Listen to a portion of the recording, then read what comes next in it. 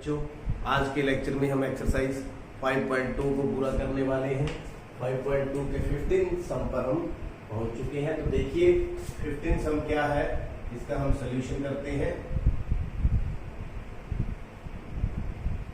n के किस मान के लिए दोनों समांतर श्रेणियों 63, 65, 67 और 3, 10, 13 के nवें पद बराबर होंगे। मतलब क्या है, दो समांतर श्रेणियां हैं, 1, 2, दोनों का nवां पद निकालेंगे, उनको बराबर कर देंगे और n का मान निकल जाएगा। तो देखिए जो पहली है 63, 65, 67 ये वाली, इसकी nth टर्म क्या होगी, इसमें a की वैल्यू कितनी है 63, d की वैल्यू 65 माइनस 63 बराबर में 2, second term minus first term.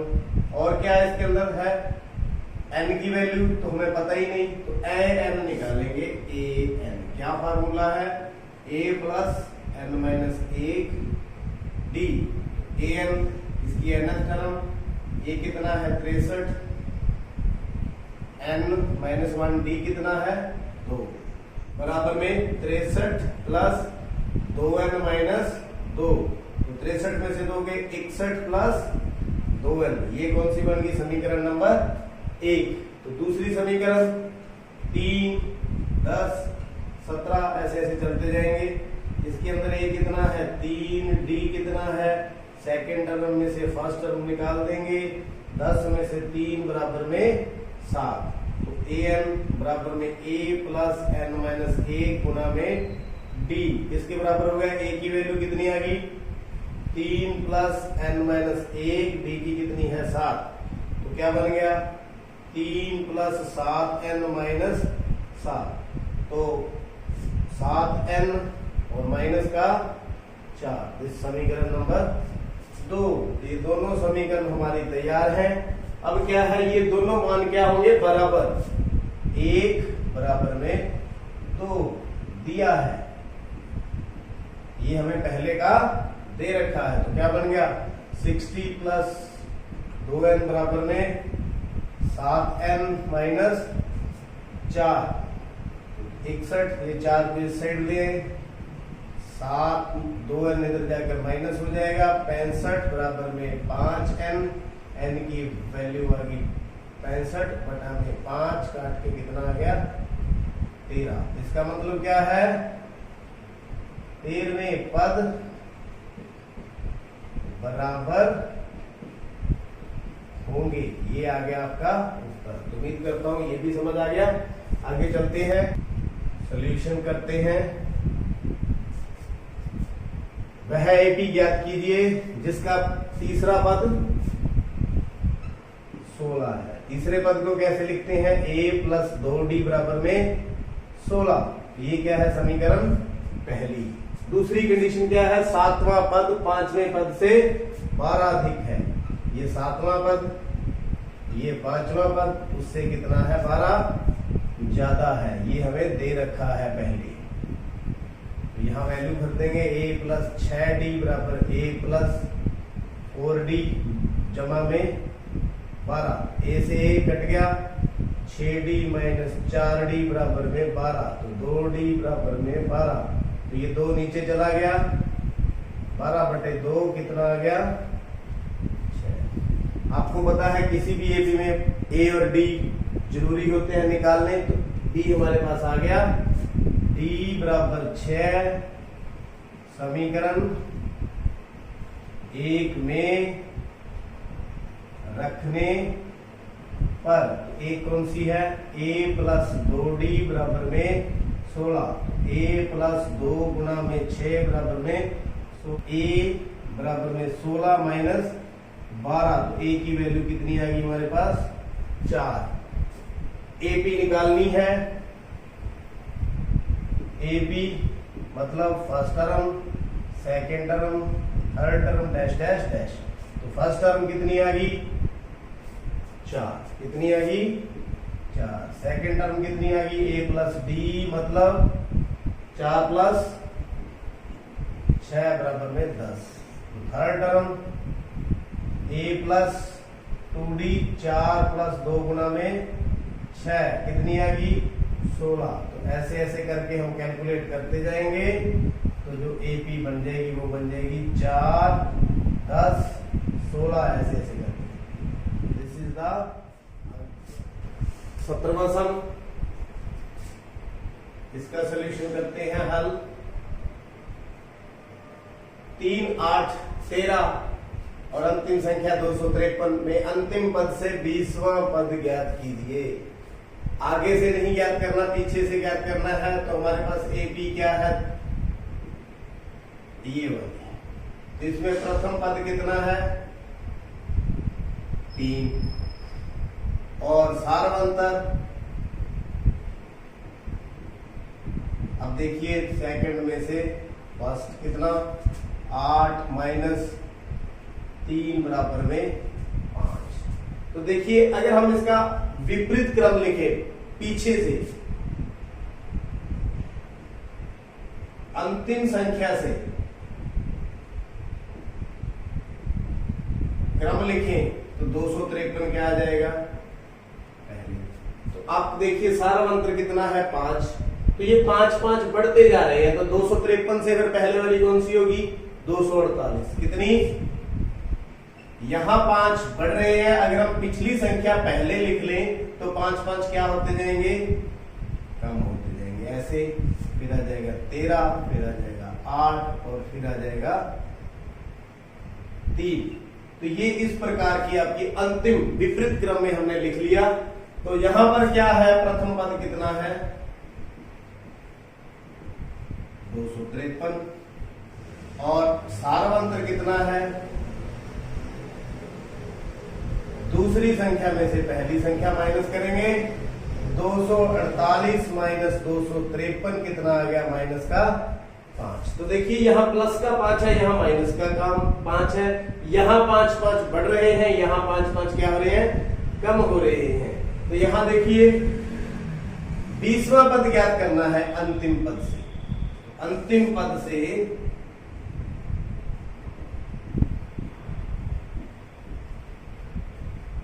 20वां पद, मतलब क्या हो गया, हमने उल्टा लिख लिया। अब आगे से कैलकुलेट कर ले, बात एक ही है। तो पीछे से शुरू किया और 253, 248 ऐसे ऐसे करके चलते जाएंगे। तो 20वां पद formula A plus n minus 1 गुना में D। तो n की जगह पर 20 दे देंगे। ये 20वां पद। A कितना है, 253 प्लस n की वैल्यू 20, 20 माइनस 1, D की वैल्यू माइनस 5। तो 253 प्लस 19 गुना में माइनस का 5। तो 253 माइनस 95, 13 में से 5 गए 8, 14 में से 9 गए 5 और 158।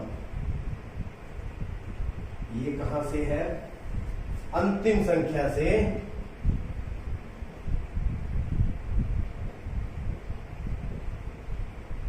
20वां पद 158। ये आपका उत्तर। आगे चलते हैं, क्वेश्चन नंबर 18।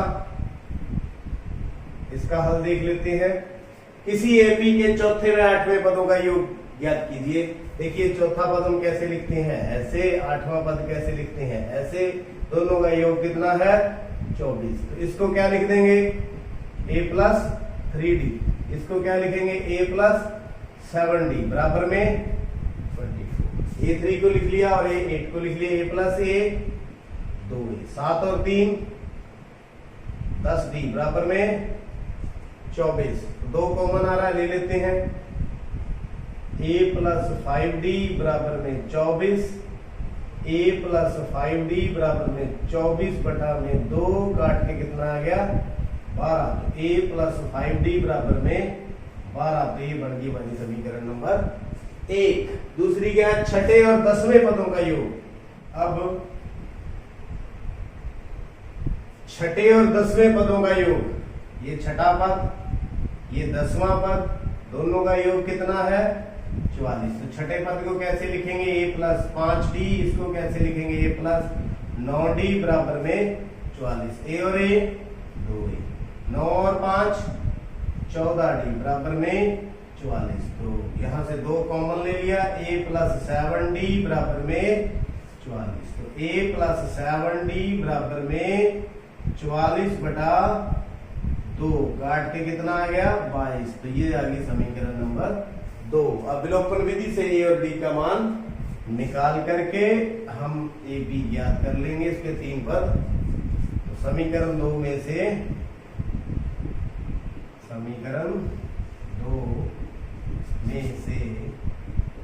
एक समीकरण घटाने पर a प्लस 7d बराबर में 22, a प्लस 5d बराबर में 12, माइनस माइनस माइनस, a से a कैंसल।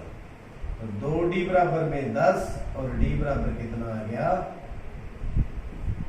5। कितना आ गया 5।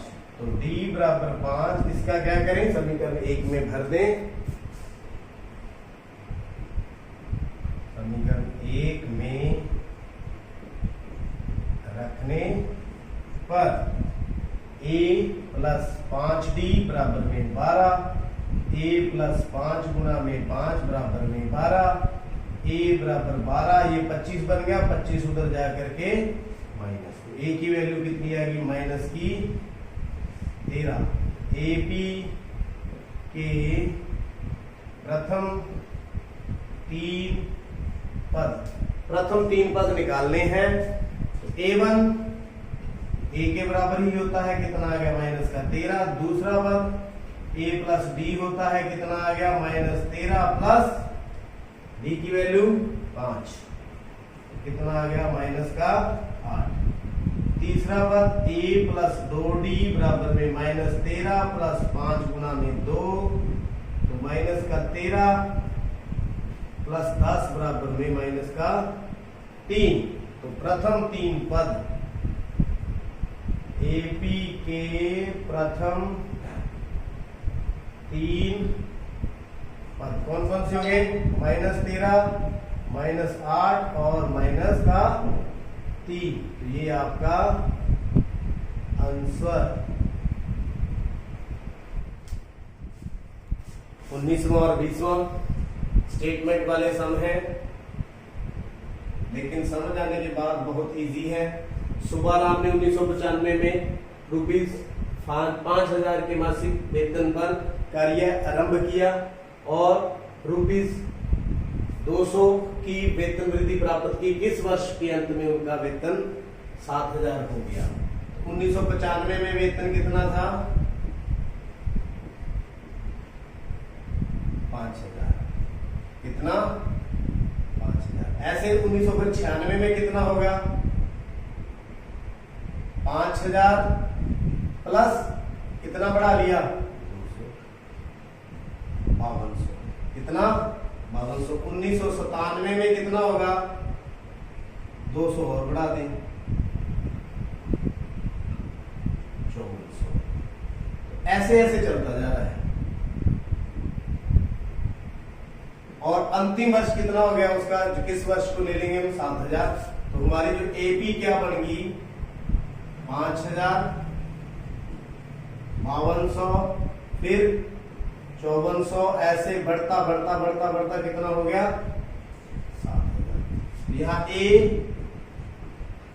5,000, डी 200 बढ़ रहा है, फिर भी यहां से भी निकाल लें 5200 माइनस 5,000 200 रुपए। तो ये हमारी एबी थी। इसमें जो अंतिम पद है वो कितना है 7,000 और n हमने निकालना है। तो an का formula a plus n minus 1 गुना में d। तो यहां आ जाएगा 7,000, a कितना है 5,000, n हमने निकालना है, d कितना है 200। तो 7,000 माइनस 5,000 बराबर n माइनस 1 गुना में 200।